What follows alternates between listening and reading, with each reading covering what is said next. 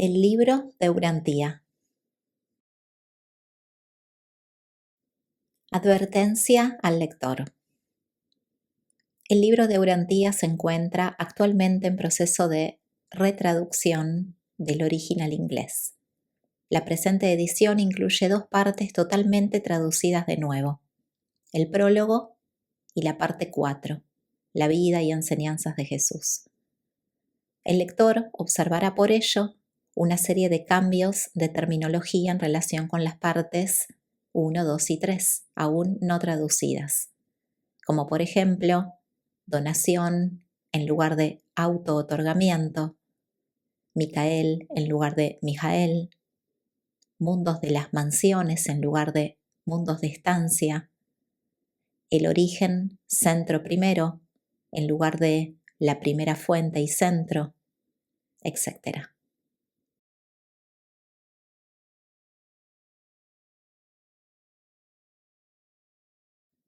Parte 1. El universo central y los superuniversos. Auspiciado por un cuerpo de personalidades del superuniverso de Ubersa que actúa por la autoridad de los ancianos de los días de Orbonton.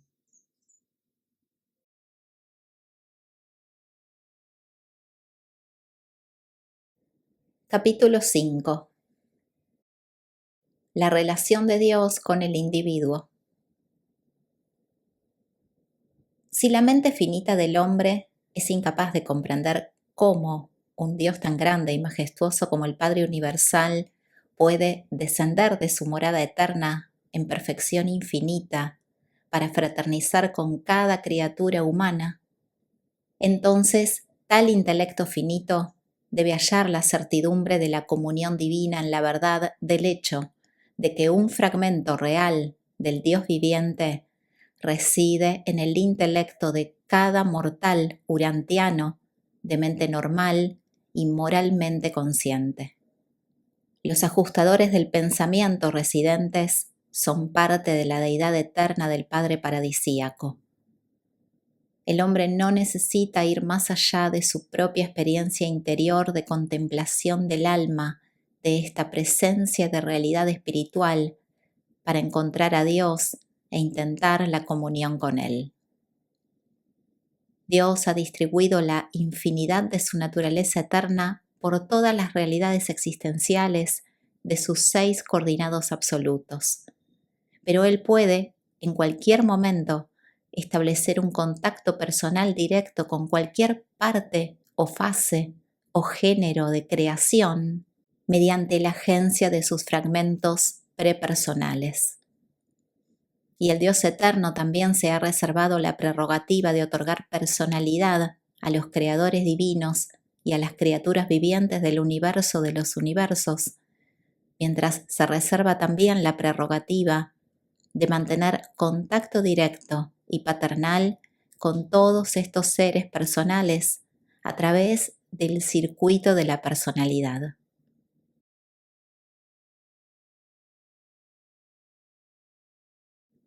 1.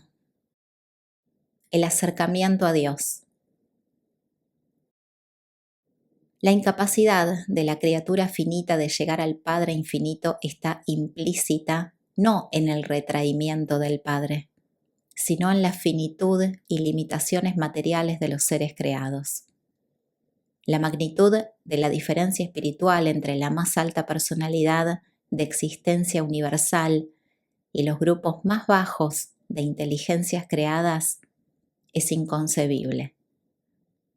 Si fuera posible transportar instantáneamente las inteligencias más bajas ante la presencia del Padre mismo, no sabrían reconocer que están allí. Serían tan insensibles a la presencia del Padre Universal allí como lo son donde se encuentran ahora.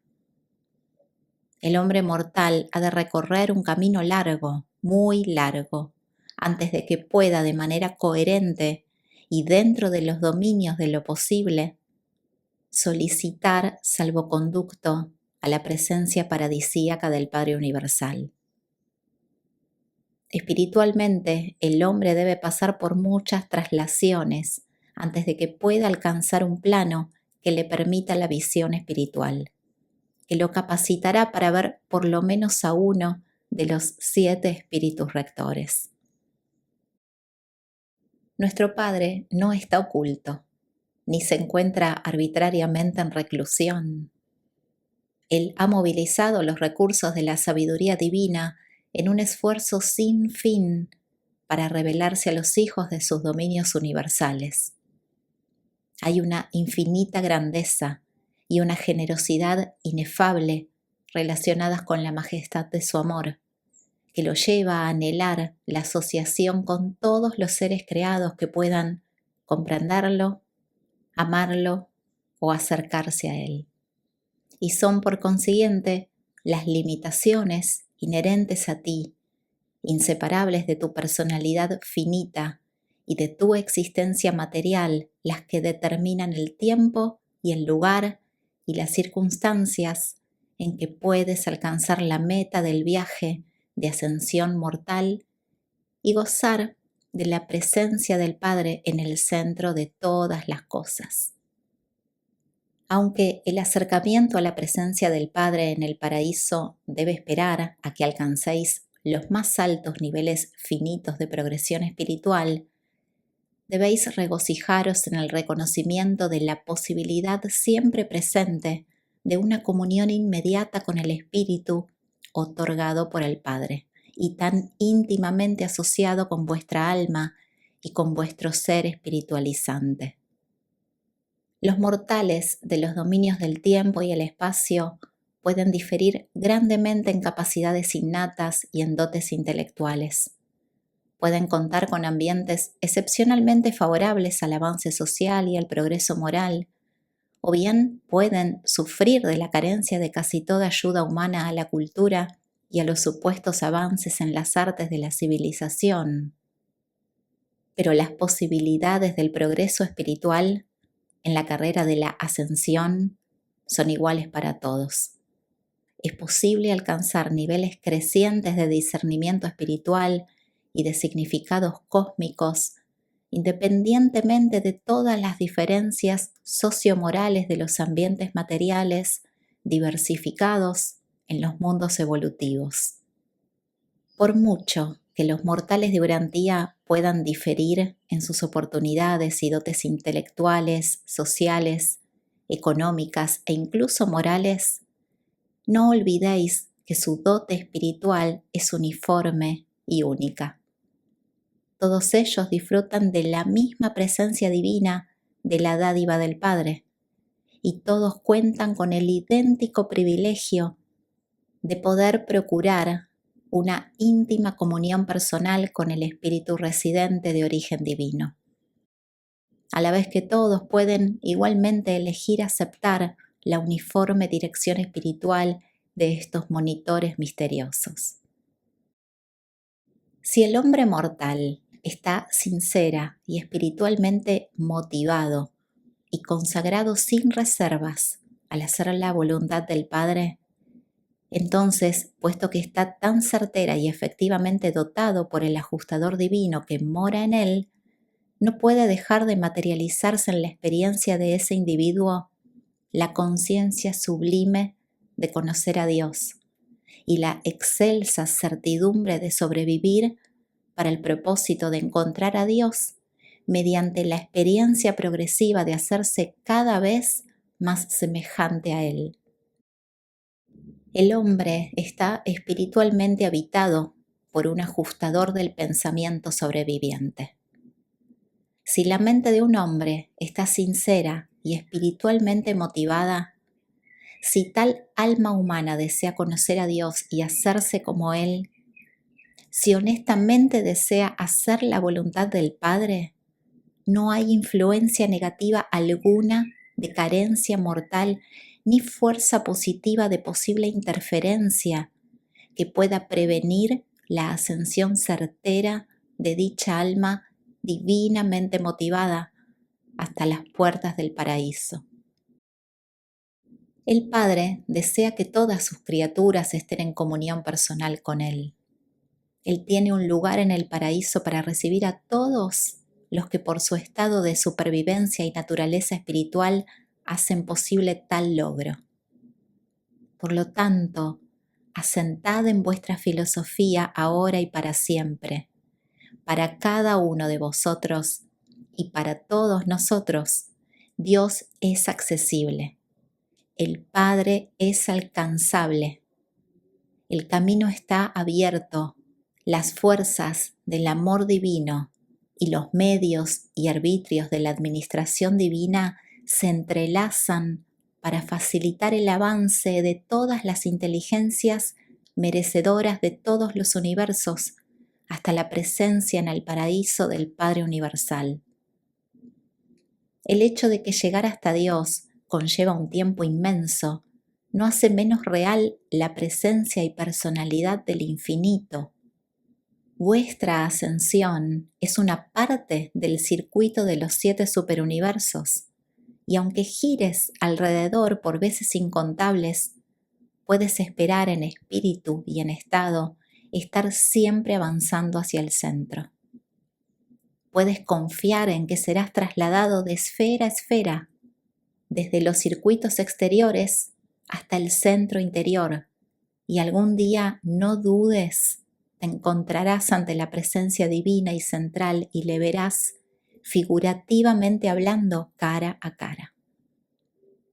Es cuestión de alcanzar los niveles espirituales reales y literales, y a estos niveles espirituales puede llegar cualquier ser en que haya residido un monitor misterioso y que posteriormente se haya fusionado eternamente con este ajustador del pensamiento. El Padre no se oculta espiritualmente, pero muchas de sus criaturas se han ocultado en las brumas de sus propias decisiones obstinadas y por ahora se han distanciado de la comunión con su espíritu y el espíritu de su Hijo, por haber elegido sus propios caminos perversos y por permitirse la arrogancia de sus mentes intolerantes y de sus naturalezas no espirituales. El hombre mortal puede acercarse a Dios y puede abandonar repetidamente la voluntad divina mientras conserve la facultad de elegir. La sentencia del hombre no está sellada hasta cuando haya perdido la facultad de elegir la voluntad del Padre. El corazón del Padre no se cierra jamás a las necesidades y solicitudes de sus hijos. Son sus vástagos los que cierran sus corazones para siempre al poder de atracción del Padre cuando finalmente y para siempre pierden el deseo de hacer su divina voluntad, conocerle y ser semejante a Él. Del mismo modo, el eterno destino del hombre está asegurado cuando la fusión con el ajustador proclama al universo que ese ascendiente ha hecho la elección definitiva e irrevocable de vivir la voluntad del Padre. El gran Dios hace contacto directo con la mente del hombre mortal y le otorga una parte de su ser infinito, eterno e incomprensible para que viva y habite dentro de él. Dios se ha embarcado en la aventura eterna con el hombre. Si cedéis a las fuerzas espirituales que moran dentro y en torno a vosotros, no podréis dejar de alcanzar el alto destino establecido por un Dios amoroso como meta universal para sus criaturas ascendentes de los mundos evolutivos del espacio.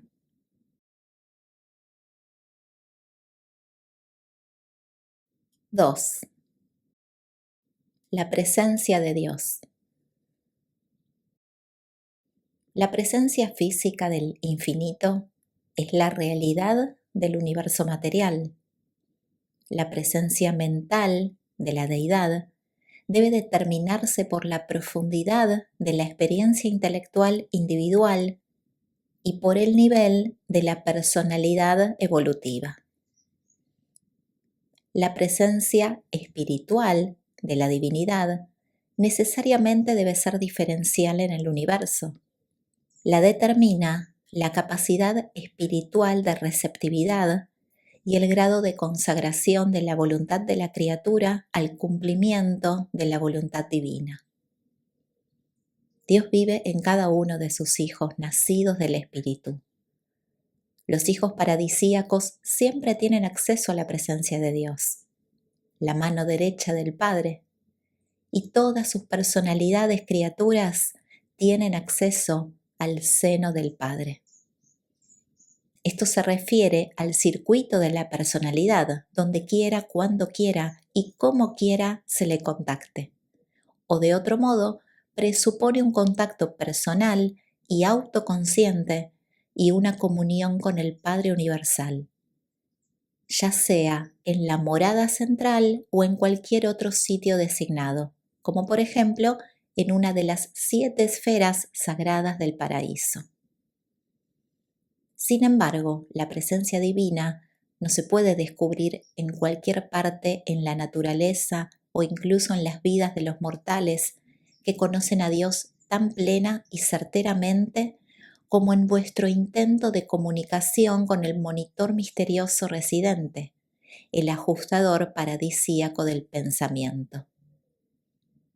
Qué error soñar en un Dios remoto en los cielos, cuando el Espíritu del Padre Universal vive dentro de vuestra mente. Es debido a este fragmento de Dios que reside en ti, que puedes esperar, según progresas en armonía con la dirección espiritual del ajustador, discernir más plenamente la presencia y el poder transformador de esas otras influencias espirituales que te rodean y sobrecogen, pero que no funcionan como parte integrante de ti. El hecho de que no tienes intelectualmente conciencia de un contacto estrecho e íntimo con el ajustador residente no refuta en lo más mínimo tan elevada experiencia. La prueba de la fraternidad con el ajustador divino consiste totalmente en la naturaleza y grado de los frutos del espíritu que rinden en la experiencia vital del creyente. Por sus frutos los conoceréis. Es en extremo difícil para la mente material y escasamente espiritualizada del hombre mortal experimentar una conciencia marcada de las actividades espirituales de entidades divinas como los ajustadores paradisíacos. A medida que el alma, creación conjunta de la mente y del ajustador, se hace cada vez más existente, también evoluciona una nueva fase de la conciencia del alma que es capaz de experimentar la presencia y de reconocer la conducción espiritual y otras actividades supermateriales de los monitores misteriosos. La entera experiencia de comunión con el ajustador implica un estado moral, una motivación mental y una experiencia espiritual. La realización de tal logro se limita principalmente, aunque no exclusivamente, a los dominios de la conciencia del alma. Pero las pruebas se producen y abundan en la manifestación de los frutos del espíritu en la vida de todos los que se ponen en contacto con ese espíritu interior.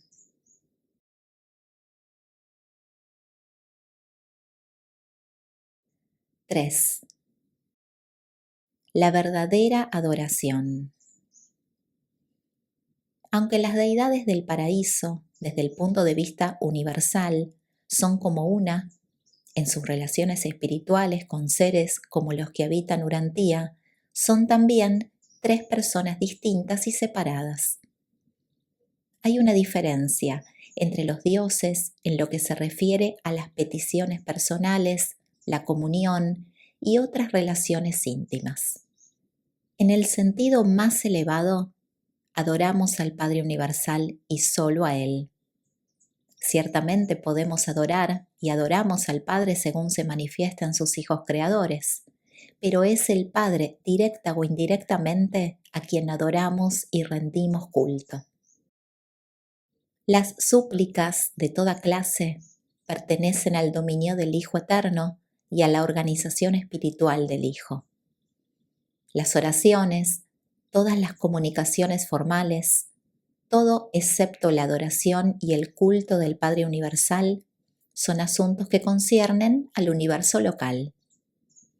ordinariamente no salen fuera del ámbito de jurisdicción del Hijo Creador.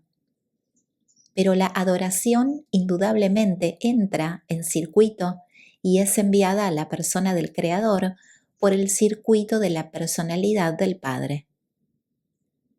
Creemos además que tal registro del homenaje de una criatura en quien habita un ajustador se facilita por la presencia del Espíritu del Padre. Existe cantidad enorme de pruebas que confirman dicha creencia, y yo sé que todos los tipos de fragmentos del Padre tienen facultades para registrar aceptablemente la adoración sincera de sus súbditos en la presencia del Padre Universal. Los ajustadores, indudablemente, utilizan también canales directos, prepersonales de comunicación con Dios, a la vez que también pueden utilizar los circuitos de gravedad del Espíritu del Hijo Eterno. La adoración es por su propio motivo. La oración incorpora un elemento de autointerés o interés en la criatura. Esa es la gran diferencia entre adoración y oración.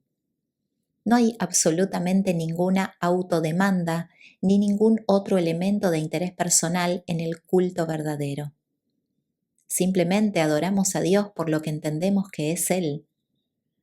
La adoración no pide nada ni espera nada en favor del que adora.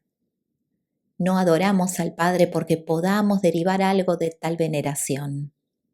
Rendimos devoción y nos dedicamos a la adoración como reacción espontánea y natural al reconocimiento de la incomparable personalidad del Padre y a causa de su naturaleza amante y de sus adorables atributos.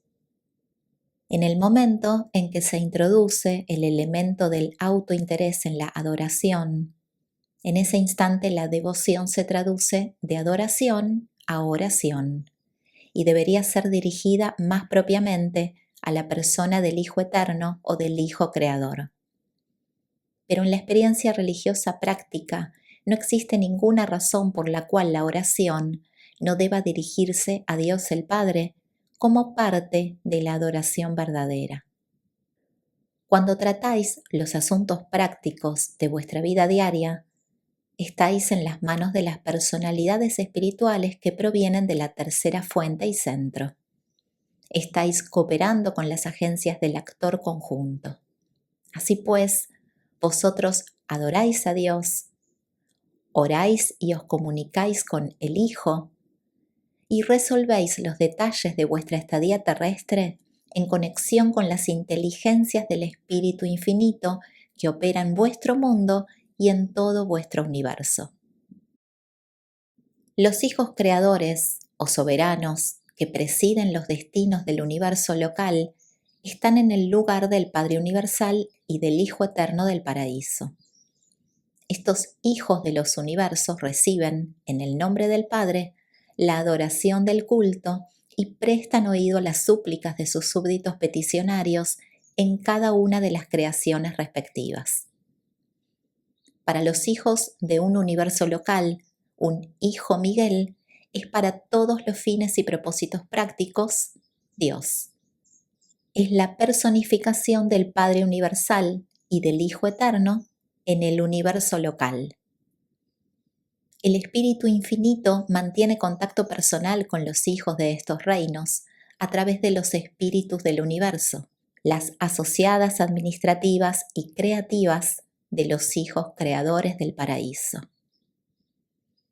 La adoración sincera connota la movilización de todos los poderes de la personalidad humana bajo la dominación del alma evolutiva y sujeto a la dirección divina del ajustador del pensamiento asociado.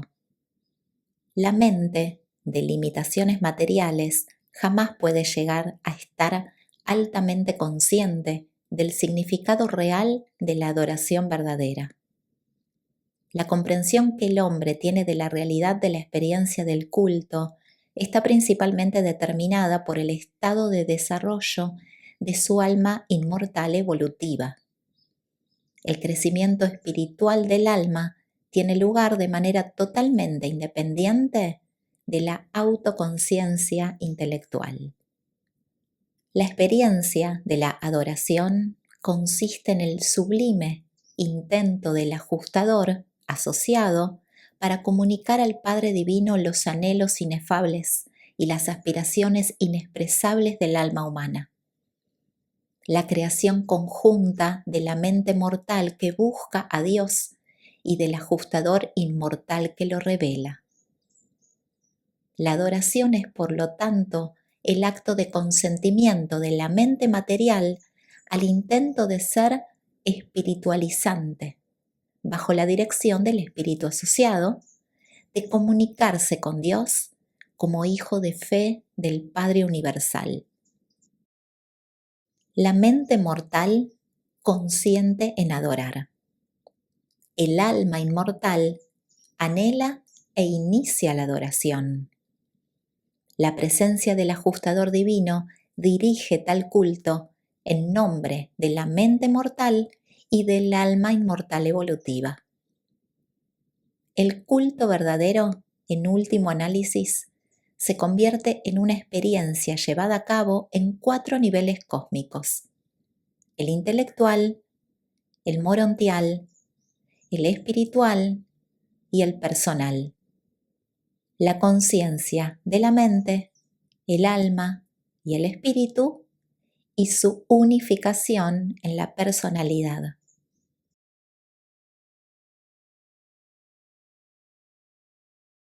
4. Dios en la religión.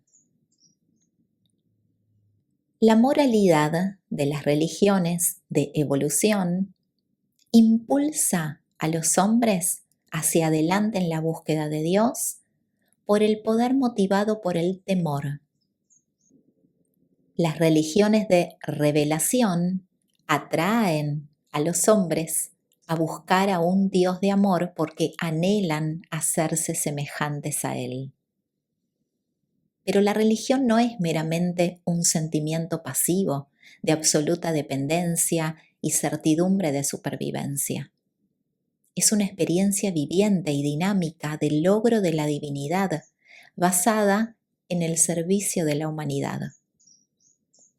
El grande e inmediato servicio de la verdadera religión es el establecimiento de una unidad perdurable en la experiencia humana, de una paz duradera y de una confianza profunda. En el hombre primitivo, hasta el politeísmo es una unificación relativa del concepto evolutivo de la deidad. El politeísmo es monoteísmo en proceso de formación. Tarde o temprano, Dios está destinado a ser comprendido como realidad de los valores, substancia de los significados y vida de la verdad. Dios no es solo el determinador del destino, es el destino eterno del hombre. Todas las actividades humanas no religiosas procuran someter el universo al deformante servicio del yo. El individuo verdaderamente religioso intenta identificar el yo con el universo y luego dedicar las actividades de este yo unificado al servicio de la familia universal de sus semejantes humanos y sobrehumanos. Los dominios de la filosofía y el arte están entre las actividades no religiosas y las actividades religiosas del ser humano. A través del arte y la filosofía, el hombre de mente material es inducido a la contemplación de las realidades espirituales y los valores universales de significado eterno. Todas las religiones enseñan la adoración de la deidad y alguna doctrina de salvación humana. La religión budista promete salvación del sufrimiento, paz sin fin. La religión judía promete salvación de las dificultades, prosperidad basada en la rectitud. La religión griega prometía salvación de la falta de armonía, fealdad, mediante la realización de la belleza. El cristianismo promete salvación del pecado, santidad. El maometismo ofrece liberación de las rigurosas normas morales del judaísmo y del cristianismo. La religión de Jesús es salvación del yo, liberación de los males, del aislamiento de la criatura en el tiempo y en la eternidad. Los hebreos basaban su religión en la bondad, los griegos en la belleza. Ambas religiones buscaban la verdad. Jesús reveló un Dios de amor, y el amor abarca la totalidad de la verdad, la belleza y la bondad. Los zoroástricos tenían una religión moral, los hindúes una religión de metafísica, los confucionistas una religión de ética. Jesús vivió una religión de servicio. Todas estas religiones son valiosas en la medida en que son aproximaciones válidas a la religión de Jesús. La religión está destinada a convertirse en la realidad de la unificación espiritual de todo lo que es bueno, bello y verdadero en la experiencia humana. La religión griega tenía una máxima: conócete a ti mismo. Los hebreos centraban su doctrina en conoce a tu Dios. Los cristianos predican un evangelio que tiene por objeto el conocimiento del Señor Jesucristo. Jesús proclamó la buena nueva de que conoce a Dios y conócete a ti mismo como un hijo de Dios. Estos conceptos, diferentes del propósito de la religión, determinan la actitud del individuo en distintas situaciones de la vida y prefiguran la profundidad del culto y naturaleza de los hábitos personales de oración. Se puede determinar el estado espiritual de cualquier religión por la naturaleza de sus oraciones. El concepto de un Dios semihumano y celoso es una transición inevitable entre el politeísmo y el monoteísmo sublime. Un antropomorfismo exaltado es el nivel más alto de logro de una religión puramente evolutiva. El cristianismo ha elevado el concepto de antropomorfismo desde el ideal de lo humano hasta el concepto trascendente y divino de la persona del Cristo glorificado. Y este es el antropomorfismo más elevado que el hombre puede concebir jamás. El concepto cristiano de Dios es un intento de combinar tres enseñanzas separadas. 1. El concepto hebreo. Dios como vindicador de los valores morales, un Dios justo. 2. El concepto griego. Dios como unificador, un Dios de sabiduría. Y 3. El concepto de Jesús. Dios como amigo viviente, Padre amante, la presencia divina. Debe, por lo tanto, ser evidente que la teología cristiana compuesta encuentra gran dificultad en alcanzar consistencia. Esta dificultad se agrava aún más por el hecho de que las doctrinas del cristianismo primitivo generalmente se basaban en la experiencia religiosa de tres personas diferentes: Filo de Alejandría, Jesús de Nazaret y Pablo de Tarso. Al estudiar la vida religiosa de Jesús, visualizadle positivamente. No penséis tanto en su falta de pecado, sino en su rectitud, su servicio amante.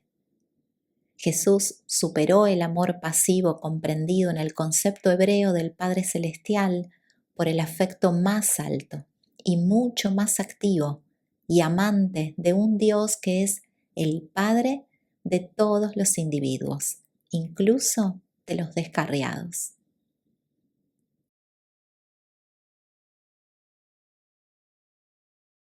5. La conciencia de Dios. La moral tiene su origen en la razón de la autoconciencia. Es superanimal pero completamente evolutiva.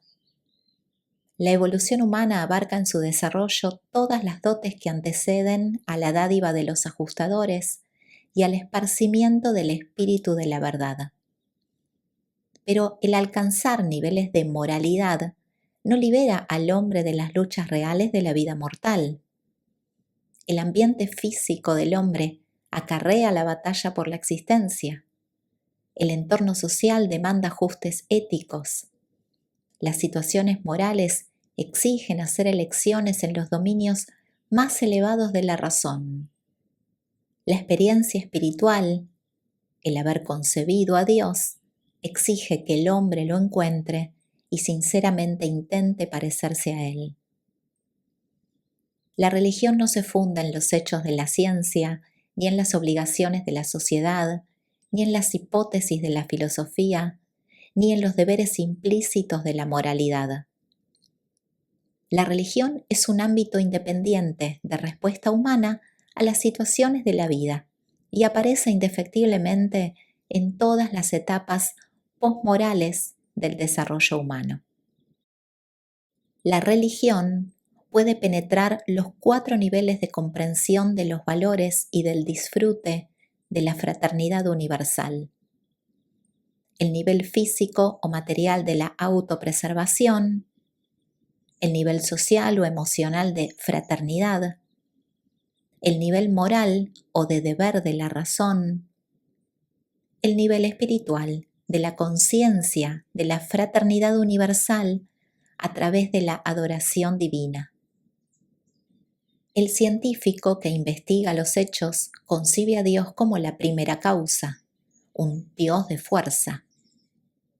El artista emotivo ve a Dios como el ideal de la belleza, un Dios de la estética.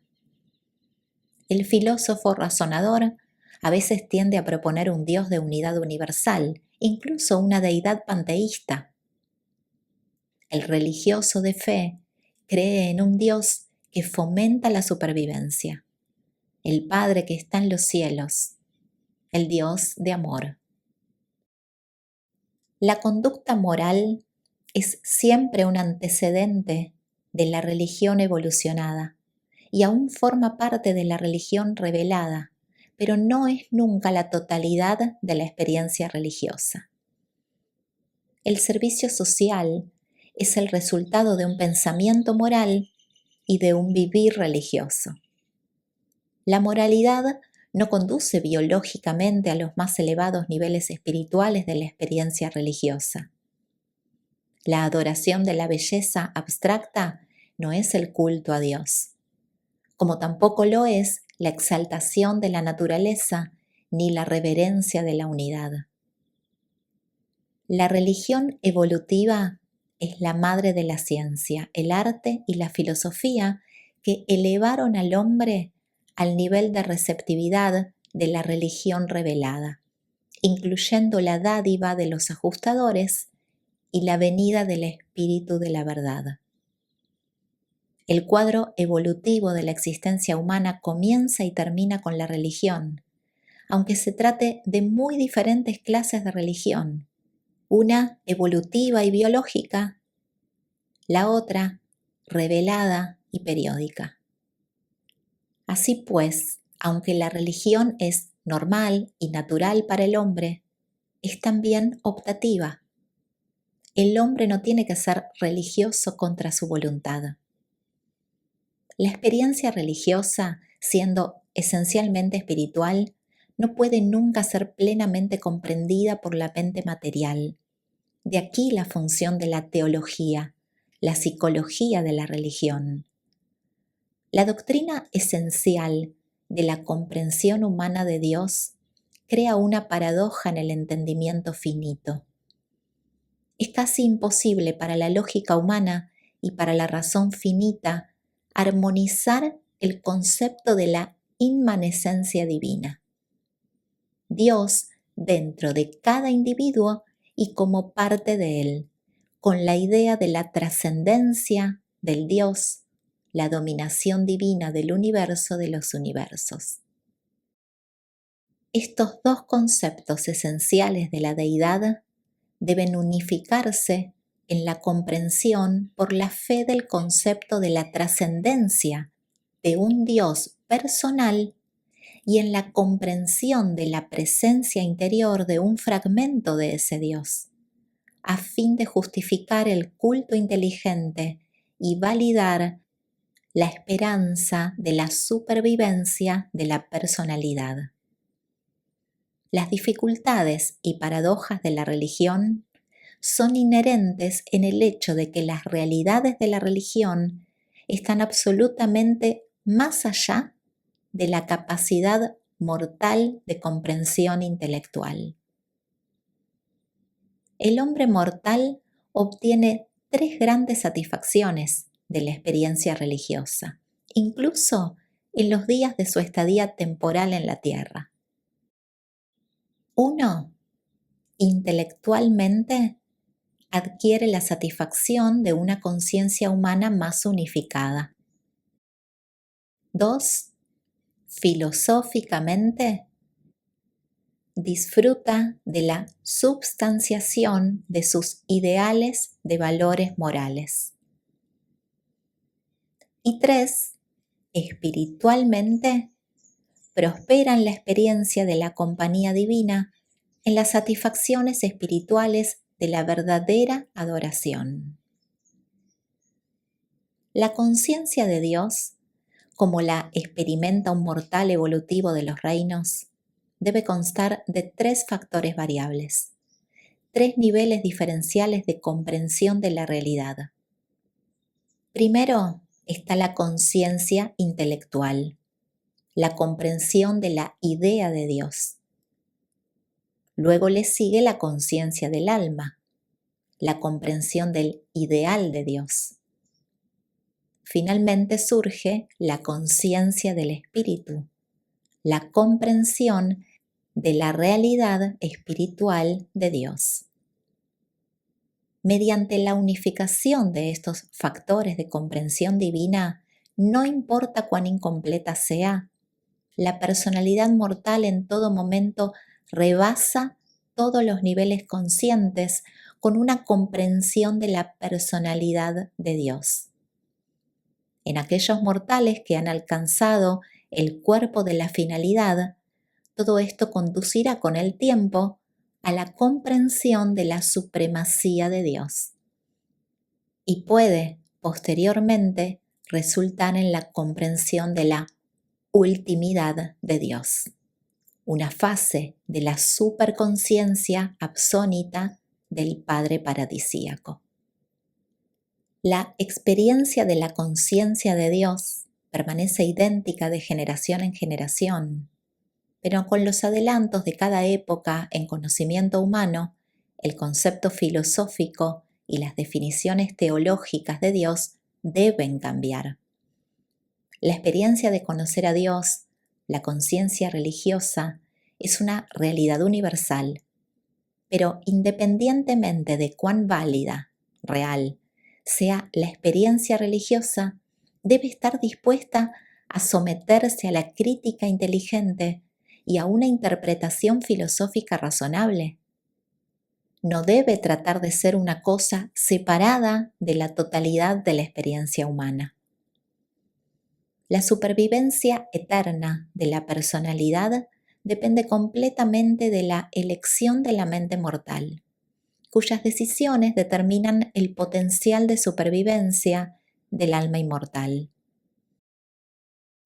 Cuando la mente cree en Dios y el alma conoce a Dios, y cuando, con el ajustador ayudante, todos ellos desean a Dios, entonces la supervivencia es segura. Las limitaciones del intelecto, las restricciones de la educación, la carencia de cultura, el empobrecimiento del estado social, incluso la inferioridad de las normas morales humanas que resultan de la infortunada falta de ventajas de instrucción, cultura o posición social, no pueden invalidar la presencia del Espíritu Divino en tales individuos tan desafortunados y humanamente limitados, pero creyentes. La residencia del monitor misterioso constituye el comienzo y asegura la posibilidad del potencial de crecimiento y supervivencia del alma inmortal. La capacidad de procrear de los padres mortales no se basa en su situación cultural, social, económica o de instrucción. La unión de los factores de los progenitores bajo condiciones naturales es más que suficiente para iniciar un vástago. Una mente humana que discierna el bien y el mal y que posea la capacidad de adorar a Dios en unión con el ajustador divino es todo lo que se requiere en ese mortal para iniciar y fomentar la producción en su alma inmortal de las cualidades de supervivencia. Si ese individuo espiritualmente dotado busca a Dios y sinceramente desea llegar a ser como Él y honestamente elige hacer la voluntad del Padre que está en los cielos.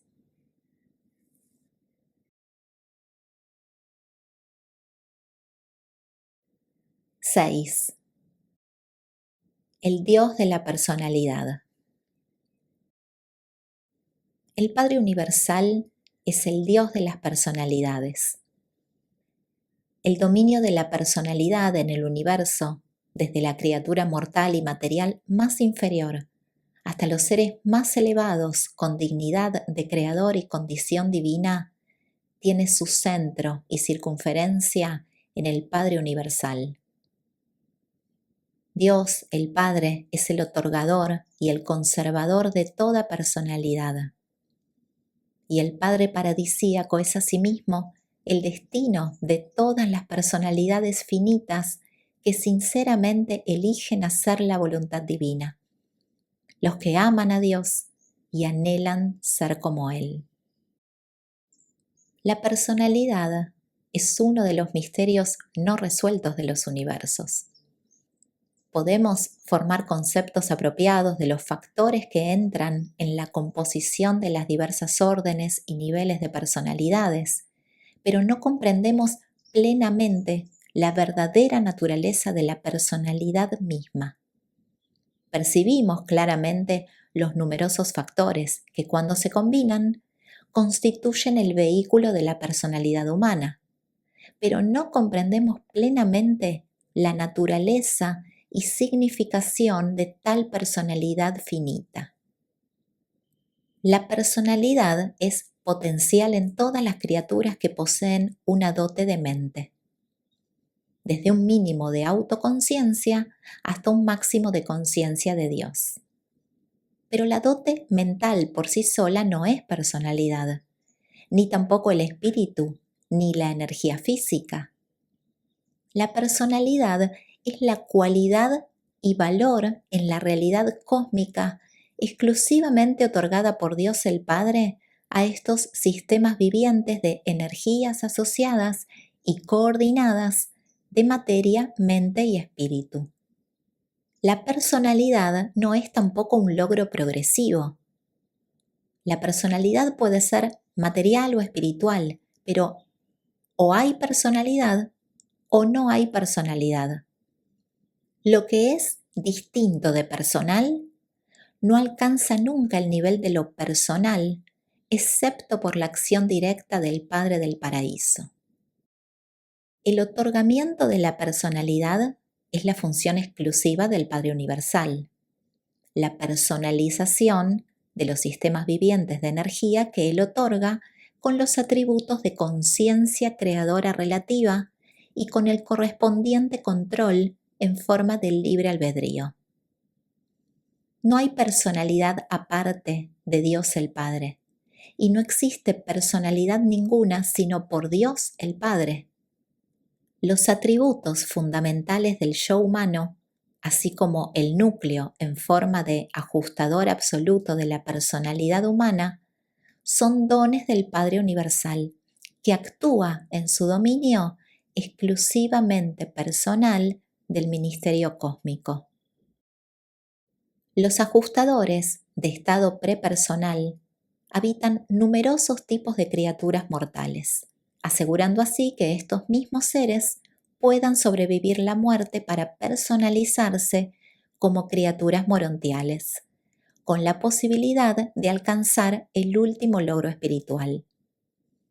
Porque cuando un fragmento del espíritu del Dios eterno, la dádiva prepersonal del Padre personal, habita la mente de tal criatura dotada de personalidad, ciertamente esta personalidad finita posee el potencial de lo divino y lo eterno y aspira a un destino semejante al último, aún a un intento de comprensión de lo absoluto.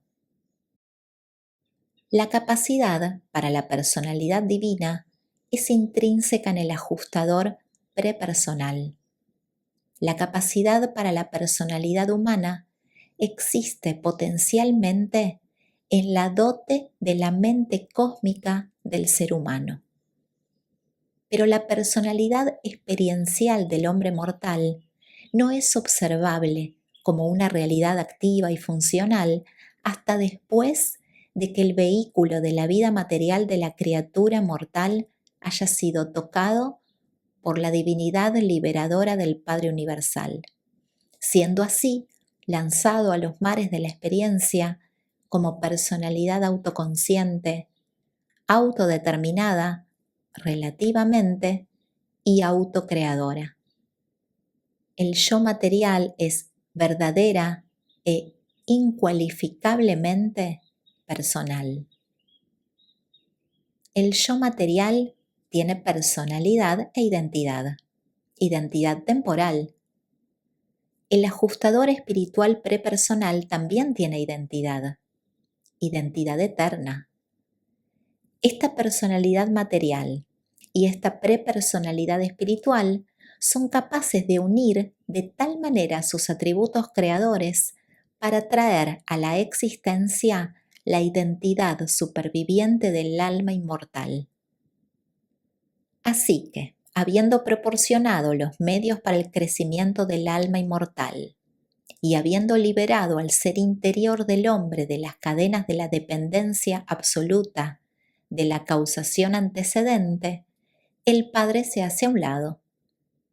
Ahora bien, el hombre ya liberado de las cadenas de la respuesta a la causación, al menos en lo tocante al destino eterno, y habiéndose proporcionado los medios para el crecimiento del yo inmortal, del alma, la creación o la inhibición de la creación de este yo superviviente y eterno, que es suyo por elección, depende de la voluntad del hombre. Ningún otro ser, fuerza, creador, ni agencia en todo el vasto universo de los universos puede interferir en medida alguna en la absoluta soberanía del libre albedrío del ser mortal, tal como éste opera en el ámbito de la elección, en lo que se refiere al destino eterno de la personalidad del mortal que hace su elección. En lo que toca a la supervivencia eterna, Dios ha decretado la soberanía de la voluntad material y mortal, y ese decreto es absoluto. El otorgamiento de personalidad a la criatura confiere una liberación relativa a partir de la respuesta esclavizada a la causación antecedente. Y las personalidades de todos estos seres morales, evolutivos u otros, están centradas en la personalidad del Padre Universal. Ellos son atraídos siempre hacia su presencia en el paraíso por esa afinidad del ser que constituye el vasto y universal círculo familiar y el circuito fraterno del Dios eterno. Existe un parentesco de espontaneidad divina en toda personalidad. El circuito de personalidad del universo, de los universos, está centrado en la persona del Padre Universal. Y el Padre Paradisíaco es personalmente consciente de todas las personalidades, de todos los niveles de existencia autoconsciente, y se mantiene en contacto personal con ellas. Y esta conciencia de personalidad de toda la creación existe independientemente de la misión de los ajustadores del pensamiento. Tal como toda la gravedad está puesta en circuito en la isla del paraíso y toda la mente está puesta en circuito en el actor conjunto y todo espíritu en el Hijo Eterno, del mismo modo toda personalidad está puesta en circuito en la presencia personal del Padre Universal. Y este circuito transmite infaliblemente la adoración de todas las personalidades a la personalidad original y eterna. Respecto de aquellas personalidades que no son habitadas por un ajustador, también el Padre Universal les ha concedido la libertad de elección y tales personas están asimismo incluidas en el gran circuito del amor divino, el circuito de personalidad del Padre Universal. Dios concede elección soberana a todas las personalidades auténticas. No se puede forzar a ninguna criatura personal a emprender la aventura eterna. Las puertas de la eternidad se abren tan solo en respuesta a la libre elección de los hijos dotados del libre albedrío, del Dios del libre albedrío.